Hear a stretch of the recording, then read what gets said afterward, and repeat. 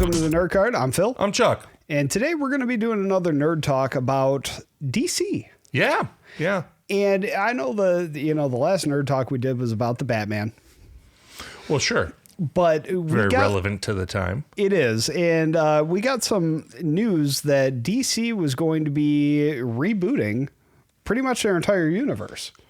I mean, if you guys have watched us for any amount of time, and we've kind of alluded that that's what they should do for a year. Yeah, they should have been doing this for a while. So I think it's good news, and I think but unfortunately, it's probably a little bit late.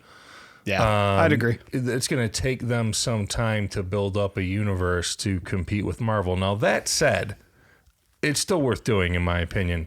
I agree. Because once they have that built up, you never know if Marvel missteps. Maybe Marvel runs into a bad story in a phase and goes down. I mean, you never know what's going to happen. I mean, it's the right thing to do for DC. And let's be honest, the other thing is, too, not everyone's a huge Marvel head. There are a lot of DC fans out there. Tons of them. There are. And, it used to be that Superman was their biggest property. Yeah. But I think Batman's overtaken that mantle now. Probably. But Superman's still a gigantic, underused property. Sure. And again, he is, he was their flagship for a long time. But you're right. He's underused. And I think a lot of the issue with that is that Superman is way overpowered. Yeah, it's character design, right? It's something that they could, and that's a big problem for them. I don't know how you redesign Superman's character and down his powers when you're going to have a lot of old school people who are like, oh, that's my Superman. Yeah, exactly. There's going to be a lot of squawking. I mean, if I'm DC, I would do it anyway. They did a good job, though, with the Henry Cavill reboot of Superman, making him a more relatable character, making him someone who actually has struggles. And I would hope they would expound upon that and he'd be the Superman moving forward, but I don't think he's going to be. He's the Witcher now. I think, he is the Witcher. Toss a coin to your Witcher. Yeah. I think the only character that they have existing that'll be a part of this new DC universe, frankly, is Pattinson. And Phil's pointing to his shirt, but that's it. And he should be. I think, after watching the Batman movie, I really enjoyed it. I think that's something they could build off of. Yeah. So all the characters in that film, right? Yeah. Should be in this next DCU. And you also are going to have, look at everyone. Ezra Miller's in trouble. So the Flash is probably, who knows what happens at the Flashpoint movie. I think it's done. So I think it'll still come out, but that's something that DC has been all over the news as Ezra Miller and, getting in trouble, which is a shame because he was a good Flash. He was a good Flash. But it would be really helpful, I think, to the DC and you know what? They're going to have to suck up their pride and just take a page out of Marvel's book. Now, anytime you should do when dealing with movies and writing screenplays, I've read a lot of books on writing screenplays and things like that and talk to people. And what you really need to do is just show me the same thing, only different. Because people really want to see the same thing, just different. And I know that sounds kind of counterintuitive, but if you think about romantic comedies or sci-fi movies or disaster movies, they're all thematically the same story. They're all the same story, but different. So, romantic comedies, especially 100%. But you got to go through and take the Marvel formula and then apply it to DC and have your own twist on it, which is what they should do, in my opinion. Exactly, and that brings me back to my original point, where Superman was once the flagship of the whole DC banner. Batman's that now. Yeah, just go with it. And just go with it. So you build around something solid already. You have your Batman, you have your Catwoman, you have your Penguin, you have all those things. Build on it. It's the same principle as why Iron Man has been the flagship of Marvel and it's not Spider-Man. Exactly right. Because different circumstance now, right? In the comic book, Spider-Man's still their top dog. Spider-Man's the guy. But they didn't own the property. So now DC's got to go and take, what's been our most successful? Clearly Batman, here and then everything else. Honestly, after that is like the Flash. Sure. Right? So build on those successes. Build on the Flash. Build on the success you've had with the Arrow. Build on the success, frankly, you've had with Supergirl has been a popular show on the CW. Absolutely. So take those things, build on them. Some of them you're going to recast. Some of them maybe you don't, but then start a whole new universe, right? And yeah, I know Marvel beat you to the multiverse too, even though it was your idea first, DC. Sure. But they hosed you. Sorry to say. Cinematically, they beat him. They beat you, right? Yeah. So, I mean, that's what all Flashpoint is all going around, is multiple universes created by the Flash. Yep.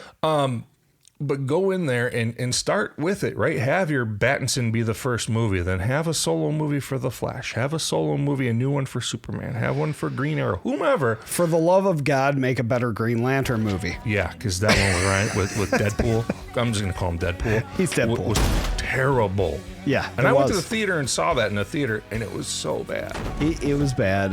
But there's been a lot of missteps with DC, and you have the opportunity to make it right. Well, they have a great catalog of characters. Right? They really do. They have a wonderful catalog of characters. It's an older universe than Marvel by about 30 years. Yep. 25, 30 years.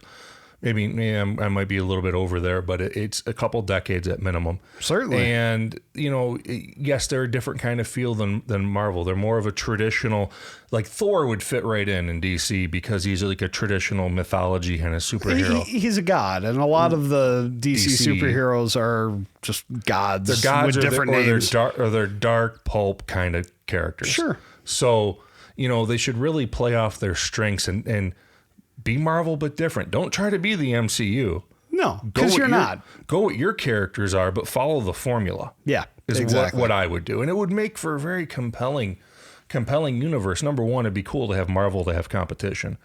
Because right now, Marvel can just do whatever they want, and we're going to go watch it, right? That's a good point. So they throw out some subpar movies. Eternals, I'm looking at you. And we just go to it, right? Black Widow, I'm looking at you. It was okay, but it's not to my standard of Marvel movies. No, it's not. It was a decent movie, but it wasn't up to that standard. I agree. Marvel has the ability to just do that because there's no competition. Right.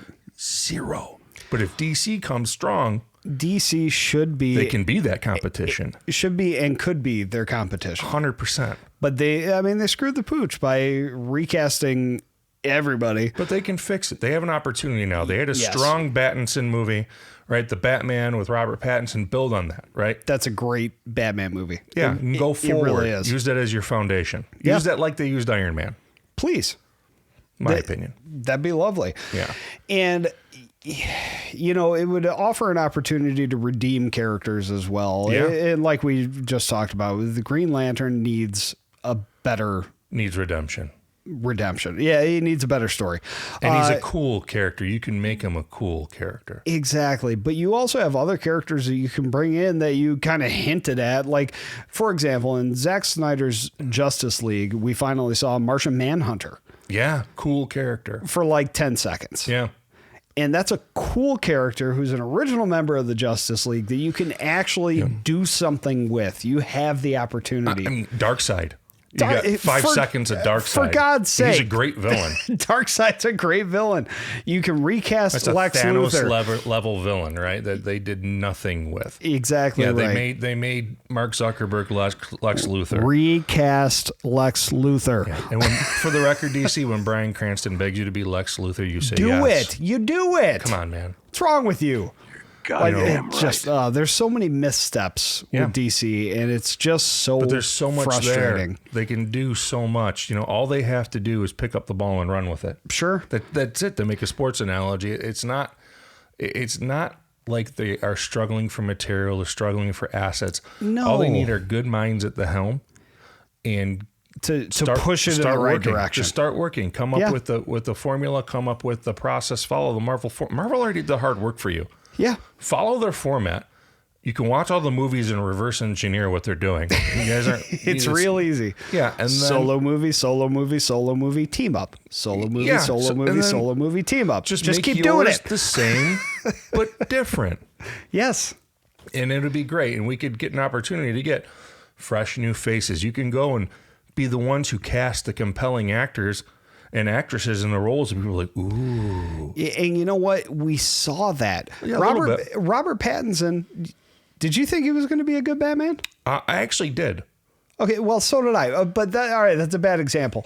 Well, but the reason I did is Farrell, though, as the Penguin. No, I expected nothing. We looked at that and went, eh. And he was great. And he was he amazing. Almost stole the show. I mean, he was very, very cool. Yes. And Pattinson was because I doubted Heath Ledger, which I've said on the show lots of times. Yeah.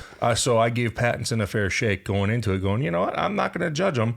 You know, and in the previews, it looked awesome. It did. And it didn't disappoint him as Batman. Now, he could be better as Bruce Wayne, but we've talked about that extensively. We have, yes. But, you know, they have the opportunity, you're right, to go in and take these actors and give them an opportunity, you know, who, like Jason Momoa, I never thought of him as Aquaman.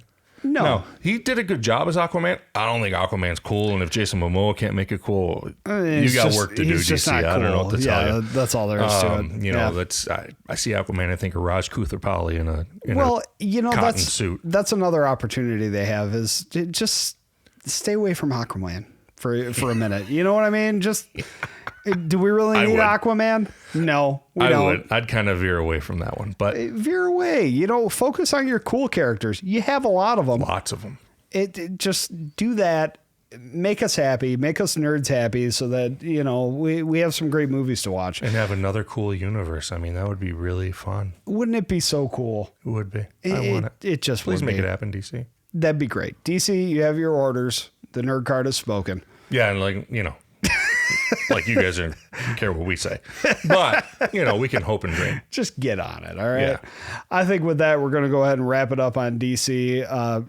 Would like to remind you to check us out on YouTube, Facebook, Instagram, Twitter, SoundCloud, Spotify, all that good stuff. We are out there. Share us with all your nerd friends and let us know what you think. What should DC do? Please let us know. With that, we will go ahead and say, what's on your nerd card?